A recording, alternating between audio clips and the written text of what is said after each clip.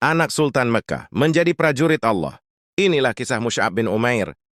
Bayangkan kamu hidup seperti seorang anak sultan, baju termahal, parfum terwangi, semua mata tertuju padamu. Tapi, apa jadinya kalau kamu tinggalkan semua itu demi sesuatu yang bahkan ibumu sendiri benci? Assalamualaikum warahmatullahi wabarakatuh. Hai Sobat Sunnah, hari ini kita akan membahas kisah yang sangat menginspirasi tentang seorang remaja Quraisy bernama Mus'ab bin Umair. Ini adalah cerita tentang perubahan luar biasa. Dari hidup dalam kemewahan menjadi simbol pengorbanan demi iman. Stay tuned, karena cerita ini bakal bikin kamu berpikir ulang soal arti hidup. Mus'ab bin Umair adalah definisi sempurna. Tampan, kaya, populer, dan penuh pesona. Tidak ada anak muda di Mekah yang bisa menandingi gayanya. Kalau dia lewat di jalan, orang-orang langsung tahu hanya dari aroma parfumnya. Dalam riwayat dijelaskan pada masa mudanya ia sering disebut seorang penduduk Mekah yang mempunyai nama paling harum, karena ia seorang pemuda Quraisy yang paling puas mengenyam kenikmatan hidup. Tidak ada yang memakai baju seperti bajunya, tidak ada yang memiliki minyak wangi seharum miliknya. Sampai-sampai jika Mus'ab bin Umair lewat di suatu jalan, lalu orang-orang lewat sesudahnya, maka mereka akan berkata, Mus'ab telah melewati jalan ini. Karena aroma harum yang ditinggalkan oleh Mus'ab bin Umair. Dia lahir dan dibesarkan dalam kesenangan, serta tumbuh dalam lingkungannya.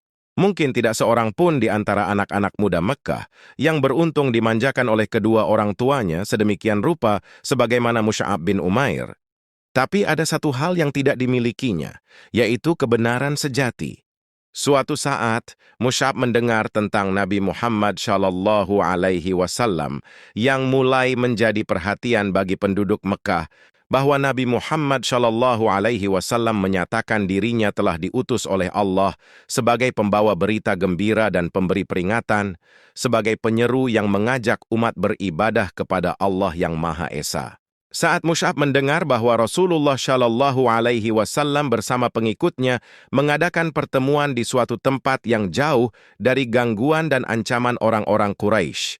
Pertemuan itu dilaksanakan di Bukit Syafa di rumah Al-Arqam bin Abul Al-Arqam.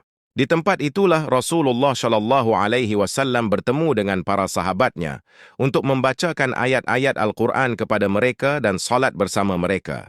Hingga akhirnya pemuda itu masuk Islam dan beriman kepada Allah Subhanahu wa Ta'ala. Keputusan berani Mus'ab bin Umair. Dia menerima Islam, tapi itu artinya dia harus menghadapi konsekuensi besar. Ibunda Mus'ab, Khannas binti Malik, adalah sosok ibu yang memiliki kekuatan kepribadian yang cemerlang. Pesona pribadinya itu telah membuatnya disegani. Dengan menjadi orang yang beriman dan tetap berupaya menghindari kemurkaan ibunya, yang sampai saat itu tidak tahu sama sekali cerita tentang keislamannya. Hanya saja di Mekah tidak ada rahasia yang tersembunyi. Mata dan telinga orang-orang Quraisy ada di setiap tempat mengikuti setiap langkah dan menyusuri setiap jejak. Utsman bin Talha melihat Mus'ab ketika memasuki rumah Al-Arqam secara diam-diam. Utsman melihat Mus'ab sholat seperti yang dilakukan oleh Muhammad. Ia pun segera menemui ibu Mus'ab dan melaporkan berita yang dijamin kebenarannya. Mus'ab berdiri di hadapan ibu dan keluarganya serta para pembesar Quraisy yang berkumpul di rumahnya. Dengan hati yang benar-benar yakin dan mantap, Mus'ab membacakan ayat-ayat Al-Quran yang disampaikan oleh Rasulullah untuk mencuci hati nurani mereka, mengisinya dengan hikmah dan kemuliaan kejujuran dan ketakwaan. Ibunya yang sangat memanjakannya menjadi marah besar. Mus'ab dibawa ke ruang yang terisolir di dalam rumahnya, lalu ia dikurung di dalam ruangan itu dan ditutup rapat-rapat. Mus'ab tinggal dalam kurungan itu sekian lama hingga beberapa orang di antara kaum muslimin hijrah ke Habasyah, sekarang Ethiopia. Mendengar berita hijrah ini, Mus'ab pun mencari cara untuk bebas dari kurungan dan berhasil mengelabui ibu dan penjaga-penjaganya, lalu hijrah ke Habasyah dengan penuh ketaatan. Ia tinggal di sana bersama saudara-saudaranya kaum muhajirin, lalu pulang ke Mekah. Kemudian ia pergi lagi untuk hijrah kedua bersama para sahabat, atas perintah Rasulullah dan karena taat kepada beliau. Suatu hari ia muncul di hadapan beberapa kaum muslimin yang sedang duduk di sekeliling Rasulullah SAW. Saat memandang Mus'ab, mereka semua menundukkan kepala dan merasa kasihan. Beberapa orang di antara mereka berlinang air mata karena terharu. Hal itu karena mereka melihat Mus'ab memakai jubah usang yang penuh dengan tambalan. Mereka teringat penampilannya sebelum masuk Islam, ketika pakaiannya bagaikan bunga-bunga di taman hijau yang terawat dan menyebarkan bau yang wangi. Rasulullah Shallallahu Alaihi Wasallam sendiri menatapnya dengan pandangan yang bijaksana, pandangan yang penuh rasa syukur dan kasih sayang, seraya bersabda, "Aku telah mengetahui Mus'ab ini sebelumnya. Tidak ada pemuda Mekkah yang lebih dimanja oleh orang tuanya seperti dirinya, kemudian ia meninggalkan itu semua karena cinta kepada Allah dan Rasul-Nya." Sejak Mus'ab radhiyallahu anhu masuk Islam, ibunya merasa putus asa untuk mengembalikan Mus'ab kepada agama yang lama. Segala fasilitas yang dahulu dinikmatinya dihentikan. Bahkan ibunya tidak sudi memberi makan orang yang telah mengingkari berhala. Sang ibu tega membiarkannya menanggung derita kemurkaannya, walau itu adalah anak kandungnya sendiri. Perpisahan itu menggambarkan kepada kita kegigihan yang luar biasa dalam mempertahankan keimanan. Sang ibu mengusirnya dari rumah. Dia berkata, "Pergilah sesuka hatimu, aku bukan ibumu lagi." Mus'ab menghampiri ibunya seraya berkata, "Wahai bunda, saya ingin menyampaikan nasihat kepada bunda dan ananda merasa kasihan kepadamu.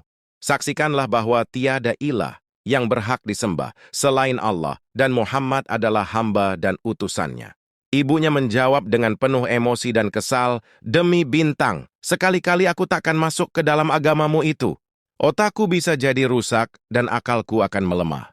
Mus'ab radhiyallahu anhu kini meninggalkan kemewahan dan kesenangan yang dinikmatinya selama ini dan memilih hidup sederhana. Pemuda berpenampilan mewah dan wangi itu kini telah menjadi seorang dengan pakaiannya yang kasar dan usang. Misi dakwah di Madinah. Rasulullah Shallallahu Alaihi Wasallam melihat potensi besar dalam diri Mus'ab. Beliau mengutusnya ke Madinah untuk mengajarkan Islam. Gimana caranya seorang pemuda tanpa kekayaan dan status sosial bisa membuat perubahan besar? Jawabannya ada di kepribadian Mus'ab, cerdas, sabar, dan punya akhlak luar biasa. Di Madinah, Mus'ab tinggal sebagai tamu di rumah As'ad bin Zurarah. Ia bersama As'ad mengunjungi kabilah-kabilah, rumah-rumah dan tempat pertemuan untuk membacakan ayat-ayat kitab suci Rabb-Nya yang telah ia ketahui. Mereka berdua menyampaikan kalimat Allah bahwa Allah adalah ilah yang Maha Esa secara hati-hati. Mus'ab pernah menghadapi beberapa peristiwa yang mengancam keselamatan diri dan sahabatnya, yang nyaris celaka jika tanpa kecerdasan akal dan kebesaran jiwanya. Suatu hari ketika ia sedang memberikan petuah kepada orang-orang, tiba-tiba disergap oleh Usaid bin Al-Hudhair, pemimpin kabilah Abdul Ashhal di Madinah. Usaid menodong Mus'ab dengan belati yang terhunus. Dia sangat murka dan sakit hati menyaksikan Mus'ab yang datang untuk menyelewengkan kaumnya dari agama mereka, membujuk mereka agar meninggalkan Tuhan-Tuhan mereka, dan menceritakan Allah yang Maha Esa yang belum pernah mereka ketahui sebelum itu. Tetapi Mus'ab tetap tenang, percaya diri, dan menunjukkan kegembiraan. Bagaikan singa hendak menerkam, Usaid berdiri di depan Mus'ab dan As'ad bin Zurarah seraya berkata, "Apa maksud kalian datang ke kampung kami? Apakah kalian hendak membodohi orang-orang yang lemah di antara kami? Tinggalkan segera tempat ini jika kalian tidak ingin mati." Bagaikan samudra yang tenang dan dalam, laksana cahaya fajar yang ceria dan damai, ketulusan hati Mus'ab mampu menggerakkan lidahnya untuk mengeluarkan ucapan yang lembut. "Mengapa Anda tidak duduk dan mendengarkan dulu? Seandainya Anda menyukai, Anda dapat menerimanya. Sebaliknya, jika tidak, kami akan menghentikan apa yang Anda benci." Usaid adalah sosok yang berakal cerdas. Dalam hal ini, ia melihat bahwa Mus'ab mengajaknya berdialog dan meminta pertimbangan kepada hati nuraninya sendiri. Ia hanya dimohon bersedia mendengar, bukan lainnya. Jika ia menyetujui, ia akan membiarkan Mus'ab. Dan jika tidak, Mus'ab berjanji akan meninggalkan kampung dan penduduknya untuk mencari tempat dan masyarakat lain, dengan tidak merugikan orang lain ataupun dirugikan. Ketika itulah Usaid menjawab, "Sekarang aku insaf." Dia pun melemparkan belatinya ke tanah dan duduk mendengarkan. Ketika Mus'ab membacakan ayat-ayat Al-Quran dan menguraikan seruan yang dibawa oleh Nabi Muhammad Shallallahu Alaihi Wasallam, dada Usaid mulai terbuka dan bercahaya, berdetak mengikuti naik turunnya suara serta meresapi keindahannya. Belum selesai Mus'ab menyampaikan uraiannya, Usaid sudah berseru kepadanya dan orang-orang yang bersamanya, alangkah indah dan benarnya ucapan itu. Apakah yang harus dilakukan oleh orang yang hendak masuk agama ini? Mereka pun menjawabnya dengan suara tahlil yang menggemuruh bagai hendak mengguncangkan bumi.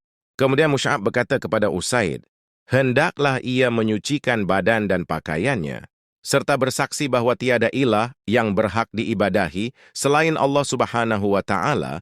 Setelah itu Usaid meninggalkan mereka, kemudian kembali dengan rambut yang masih meneteskan air sisa bersuci.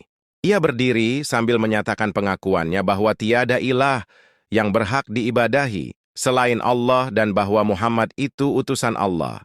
Berita keislaman Usaid pun cepat tersebar bagai cahaya. Keislamannya disusul oleh kehadiran Sa'ad bin Mu'adz. Setelah mendengar uraian Mus'ab, Sa'ad pun merasa puas dan masuk Islam. Langkah ini disusul oleh Sa'ad bin Ubadah.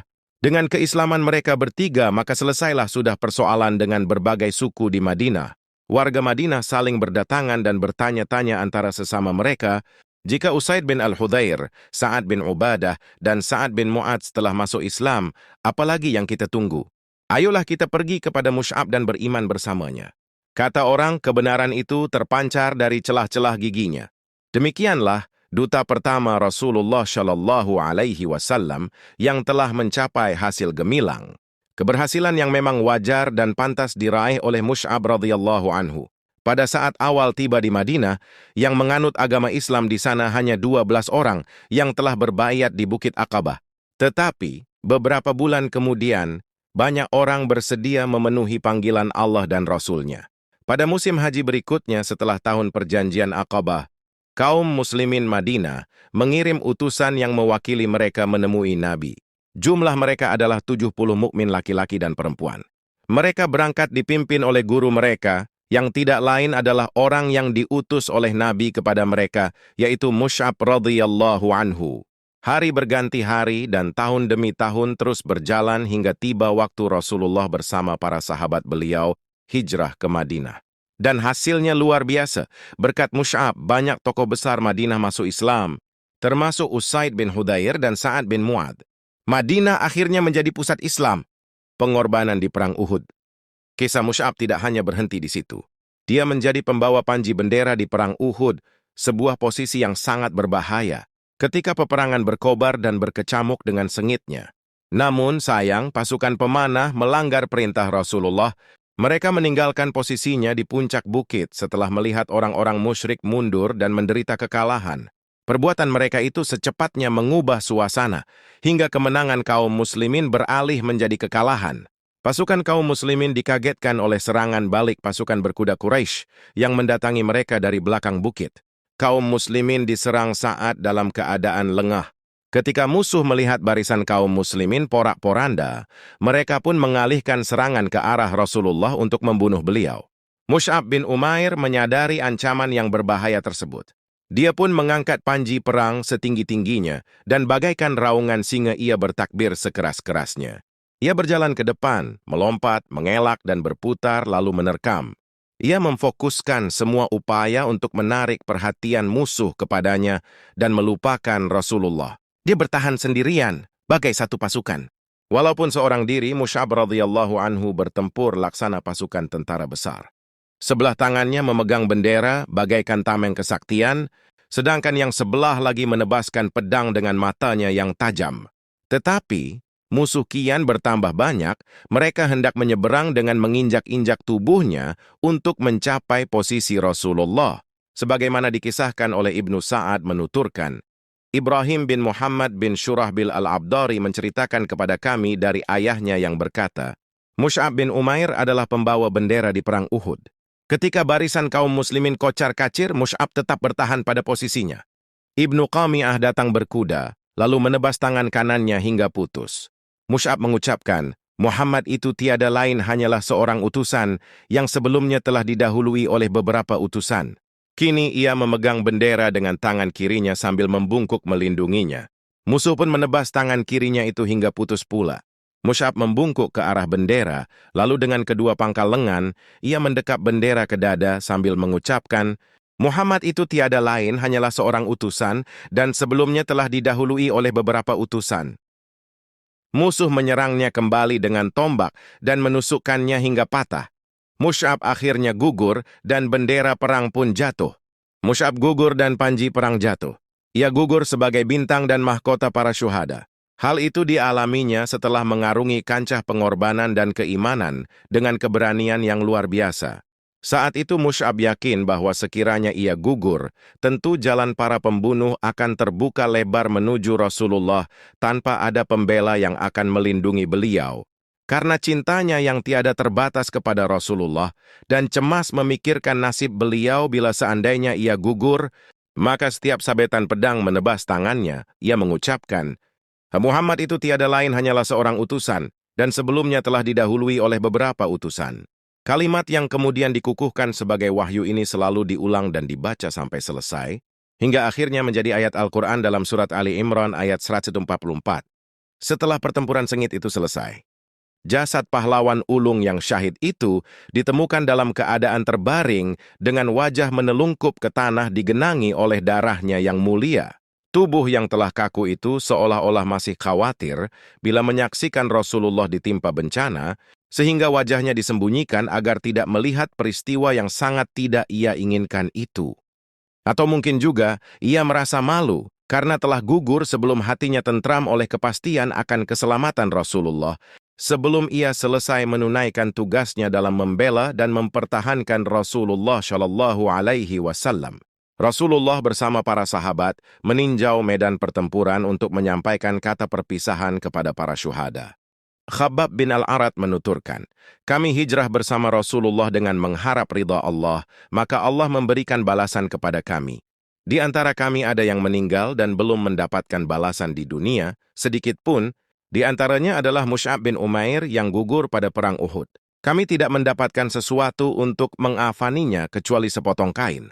Jika kami menutup kepalanya, kedua kakinya tersingkap, dan jika kami menutup kakinya, kepalanya tersingkap. Nabi Shallallahu Alaihi Wasallam bersabda, tutupilah kepalanya dengan kain mantel, dan tutuplah kakinya dengan idzkhir, rumput berbau harum yang biasa digunakan dalam penguburan. Kepedihan yang mendalam memang dialami oleh Rasulullah Shallallahu Alaihi Wasallam atas terbunuhnya paman beliau, yaitu Hamzah, yang mana jasadnya dipotong-potong oleh orang-orang musyrik sedemikian rupa. Namun, semua pemandangan yang menyedihkan itu tidak memalingkan Rasulullah untuk berhenti di dekat jasad duta beliau yang pertama untuk melepaskan kepergiannya dan mengungkapkan duka bela sungkawa. Rasulullah berdiri di depan jasad Mus'ab bin Umair. Beliau membacakan ayat di hadapannya. Dan di antara orang-orang mukmin itu ada orang-orang yang menepati apa yang telah mereka janjikan kepada Allah. Al-Ahzab 23. Kemudian dengan penuh rasa iba, beliau memandangi kain yang digunakan untuk menutupi jasadnya, seraya bersabda, ketika di Mekkah dulu, tidak ada seorang pun yang aku lihat yang lebih halus pakaiannya dan lebih rapi rambutnya daripada dirimu. Namun sekarang engkau gugur dengan rambutmu yang kusut masai dan hanya dibalut sehelai kain. Setelah itu pandangan beliau tertuju ke medan pertempuran dengan pemandangan jasad syuhada rekan-rekan Mus'ab yang tergeletak di atasnya. Rasulullah bersabda, sungguh Rasulullah akan menjadi saksi pada hari kiamat nanti bahwa kalian semua adalah syuhada di sisi Allah. Kemudian beliau berpaling ke arah sahabat yang masih hidup dan bersabda, wahai manusia, berziarahlah dan berkunjunglah kepada mereka, ucapkanlah salam untuk mereka. Demi zat yang jiwaku di tangannya, tiada seorang muslim pun yang mengucapkan salam kepada mereka sampai hari kiamat, kecuali mereka pasti membalas salamnya. Semoga keselamatan dilimpahkan kepadamu, wahai Mus'ab. Semoga keselamatan dilimpahkan kepada kalian, wahai para syuhada. Semoga keselamatan, kerahmatan, dan keberkahan dilimpahkan kepada kalian semua. Teman-teman, kisah Mus'ab bin Umair adalah pengingat bahwa hidup bukan tentang harta atau popularitas, tapi tentang iman dan pengorbanan. Seorang pemuda yang dulu hidup dalam kemewahan akhirnya memilih hidup sederhana demi Allah. Jadi, apa yang bisa kita pelajari dari Mus'ab? Apa yang kita rela korbankan demi kebenaran? Tulis pendapatmu di kolom komentar. Jangan lupa like, subscribe, dan share video ini agar semakin banyak orang yang terinspirasi oleh kisah Mus'ab bin Umair.